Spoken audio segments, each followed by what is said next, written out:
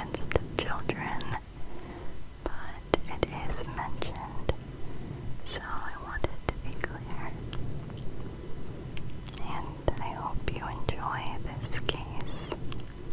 I mean no disrespect to the victims or the victims' families by doing this video in an ASMR style. So let's talk about our killer today. For me, life without murder is like a life without food. I was the father of these people, since it was I who opened the door for them to another world. Alexander Pichushkin. He is a man of many names. The media has referred to him as the Chessboard Killer or the Pizza Park Maniac. Pichushkin was born on April 9th, 1974, in the Russian part of the Soviet Union. In his early years as a child, he was considered to be friendly and sociable. He was a normal kid who loved playing outside, bonding with his family, and had many dreams for his future. He had a happy and ordinary childhood, but one day he visited his local playground, and his life would never be the same. While playing on the swings, he fell back and he slammed back onto the ground. When he tried to regain his bearings, he lifted his head, and the swing rebounded and hit him in the head. Now, this may not seem like a big deal, but according to his doctors and family, the swing hit him with such force that he was never the same boy again. This incident turned an innocent and kind boy into an impulsive, angry, and aggressive child. A child's skull is less dense, and when the swing hit him, it caused lifelong damage to his brain.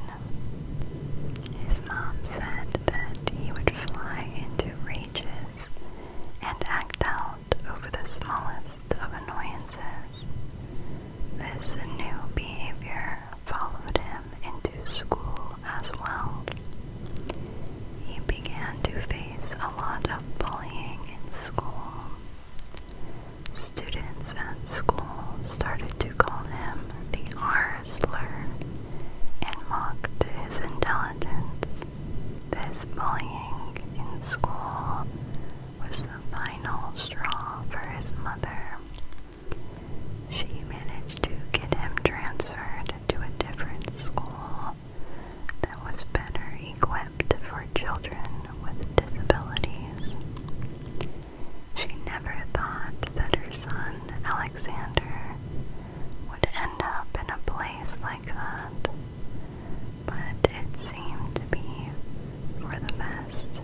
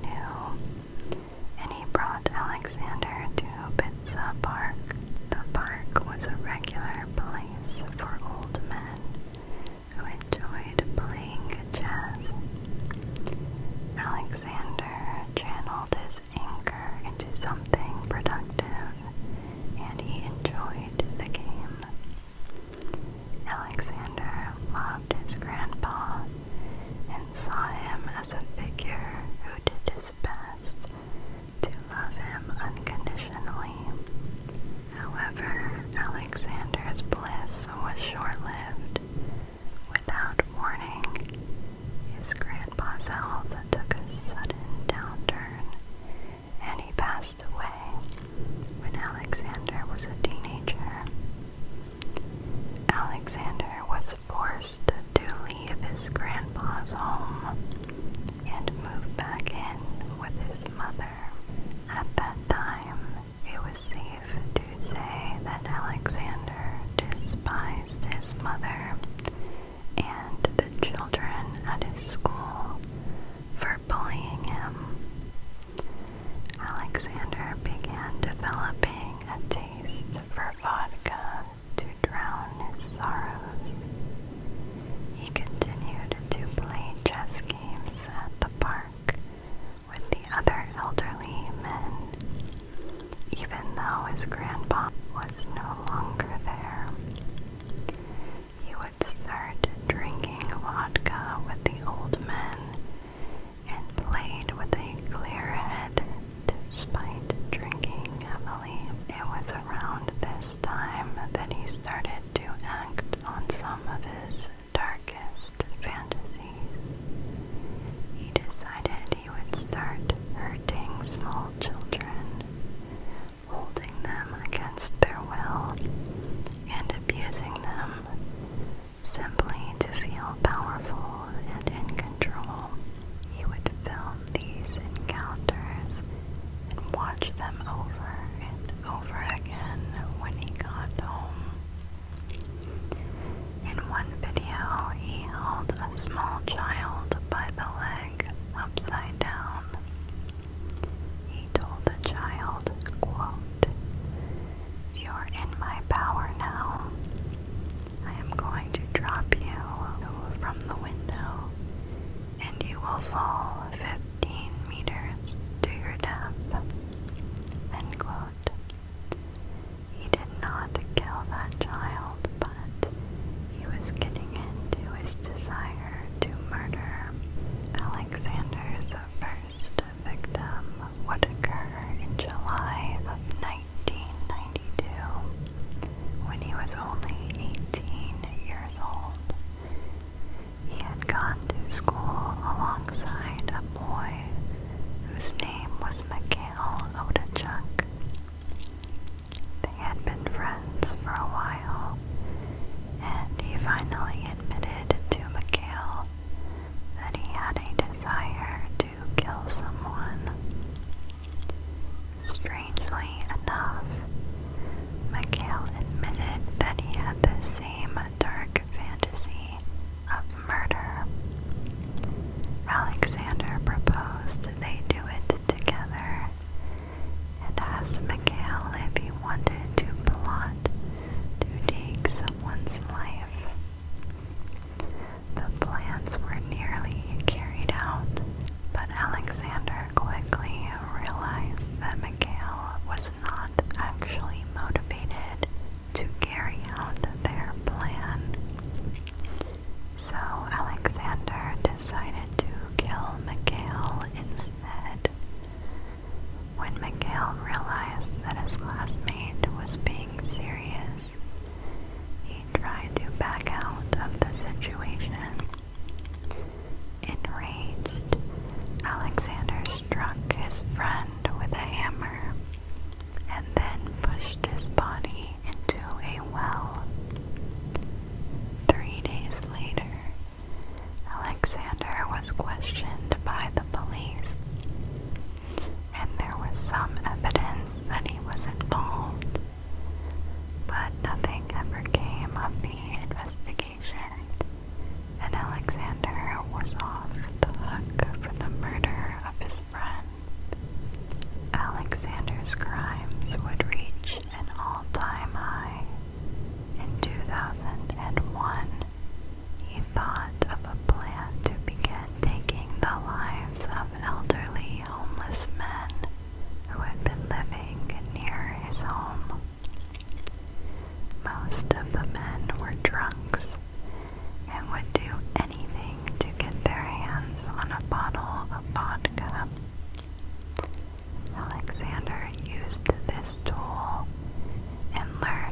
several homeless men in, offering them a drink. After drinking with them until the men got drunk, he would throw them down a sewer drain, killing them instantly. Alexander would be proud of each crime, continuing calmly throughout his day. After doing this for a while, he got bored, and his thirst for blood grew even more. He was no longer satisfied with his usual actions, and he wanted to take lives with a hammer. He would start attacking his victims from behind for two reasons. One, to take them by surprise, but also he didn't want any blood on his clothes. He wouldn't leave his victims' bodies behind before he would do one thing. He would take a bottle of vodka and insert it into the wound he had created. He did this to at least 10 people. All of them lived in the same housing building as him. His focus was mainly on attacking young women and children, but sometimes he would attack men as well. These crimes would carry on from 2005 until 2006, when his crimes reached a boiling point, and police were forced to take the investigation seriously or risk absolute terror of the local community. His final victim would be a 36-year-old woman named Marina. He attacked her with a hammer and a bottle of vodka, and he dumped her body in Pizza Park. He usually dumped his bodies after his crimes there, and so police located the body very quickly. But this time, Alexander had left a crucial piece of evidence. Inside Marina's pocket, they found a receipt for the train station that day. They decided to recover the security footage from the station on the day that she disappeared. She had been walking through the train station with Alexander on the film. His face was in the video, clear as day. So police had their number one suspect at last. Alexander put up little fight when he was arrested. They took him to Pizza Park, where he reenacted his crimes and where the bodies were dumped. Now that seems a little odd for us, but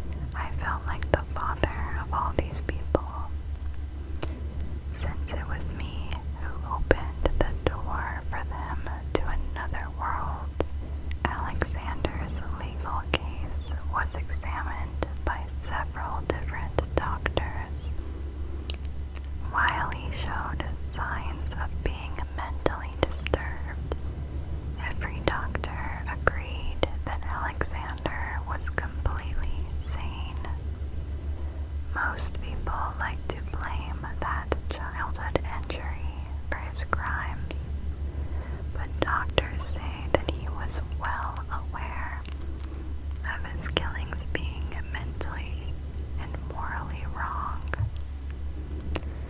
So his trial was set in October of 2007 after spending more than a year in custody.